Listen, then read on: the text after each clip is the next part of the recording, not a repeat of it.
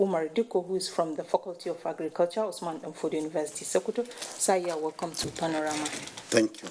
Okay, in some parts of the country, the rains are fully grounded with crops growing at different levels. In this part of the country, however, there had been a long dry spell without rain.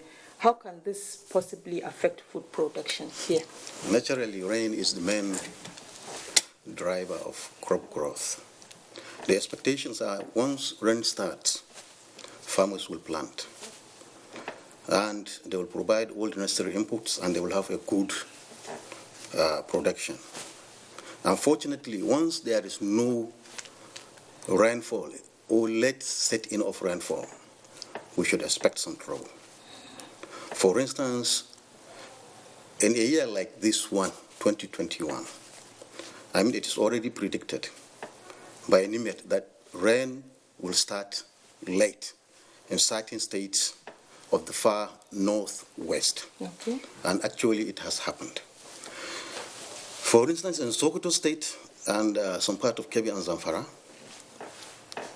up till now, farmers have not planted. Why? There is no rainfall. And where they have planted with, so instead of the rainfall, over a period taken, the drought have taken a toll on the crops that have been planted. Especially where the farms are endowed or have been supplied with good fertilizer or manure. Naturally, manures are hot or fertilizer is hot. And if a farm is well taken care of and you plant and the rainfall is not sufficient, the crop will germinate and they will begin to grow, but they may eventually whittle out. This is because there is no subsequent rain. And that is what we are facing now. Okay. The farmers are in their need of rainfall. There are places where planting have not been done. Okay. I know, I'm quite aware. And people know that in certain areas, a lot of our areas, planting have not yet been done. And people are still waiting. Okay. Although this is predicted, NIMET said 29th of June is when they expect rain. Well, in certain places, actually there was rainfall, but it was not uniform. It was not adequate. Okay. But those that had some sufficient enough, they were able to plant, and these were the problems they encountered after planting. Okay, so what is the implication of this weather situation on the food security of the nation, and especially that there are crops like millet, guinea corn, that is grown in large quantities here? In these areas? In this area. Yes, well, the expectations are once there is insufficient rainfall, then there will be insufficient crop production. And insufficient crop production will naturally affect total outcome of food produce. So we expect a kind of lowered down total amount of food produce. And some of these things, millet, cowpea, millet is very important to these areas. Cowpea is important, very important to the whole country because it's been consumed all over. So if we have low production or low yield due to rainfall, we expect the farmers, of course, not to be happy, and the food will not be sufficient, and overall, country-wise, it will be insufficient. Because once you don't have, it's a kind of basket you are contributing, everybody is putting his own, and we get enough for the whole nation. Okay. If there is shortfall anywhere, it will definitely affect. Okay. So, sir, what is your advice to farmers as regards this year's rainy season farming? Weather is a very delicate issue. It's something that you can hardly have control on. The only thing is, in situations like this, the advice is use varieties that will have a shorter duration, because the amount of rainfall, the rainfall came in late, and they may likely stop early. If the predictions are correct, we say man propose, God dispose, okay? Yes. So shorter duration crops may do better. For instance, in terms of millet, things like, I don't know, but our farmers use the local varieties. The local varieties, they are so engrossed with them. They have been using them over time. But if they can try to at least get some of these improved varieties, they may assist, because they take a shorter time. Okay. Okay, they take a shorter time and may be able to finish up even if the rain stops. Like super sosat, some of these are available in the market. And it will assist them to ensure at least crop finishing and finishing with a good yield.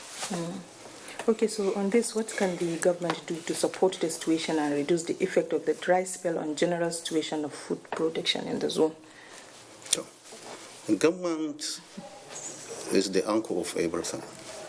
You see, whenever there is problem, everybody runs to government. And government is supposed to be the one to kind of salvage the situations. One of the ways is, once the farmers have shortfall, the country have shortfall, because they are mostly subsistence farmers who produced, and they add to the total yield of the nation. The best I think government could do is try to find a way of assisting those farmers. One, to secure good seeds in the initial stage, and then enable them to have inputs that will enable those new varieties or improved varieties to perform well, because the issue is any crop that yield high requires high amount of fertilizer. Okay. Nobody grows without eating food. Fertilizer is just food. They are providing more food because they grow faster and bigger, and they produce more. So more is expected. So they should be given sufficient input to allow them to perform and get what they want. Then secondly, at the end of the day, farmers will suffer and have their produce. But after the harvest, they forget everything. So they try to sell. Government should come in and try to intervene and buy some of those surpluses. Keep them. When the difficulty comes in towards the end, when food prices started going up, then they should kind of intervene and sell what they kept in small, sell them at a lower price. Okay. Sir, there are these activities of middlemen, and it's another challenge to food sufficiency. Of course, yes. So what can be done to checkmate their activities and ensure that farmers benefit from their hard work? Middlemen are opportunists. Opportunists in the sense that after you have done all the drudgery, all the suffering, and at the end of the day we are able to produce a food, immediately after harvest, food is cheaper. So what they will do is they will come in, buy the surplus, and keep. They know where to sell it at a more costly rate, or they may keep it until much later when it is so costly, when farmers cannot afford to buy it again. So farmers sell at a very cheap rate initially, and if care is not taken, I don't know if they may be able to buy it at the end of the day.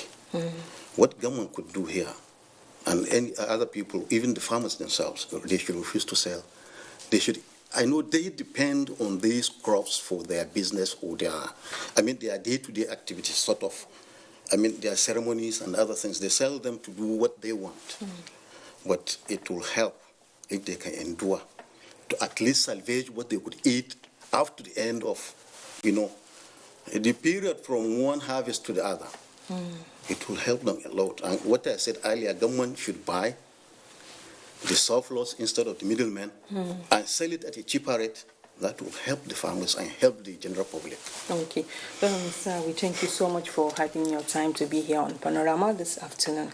I have been talking with Professor Abubakar Umar Diko from Faculty of Agriculture, Osman Danfodio University, Sokoto.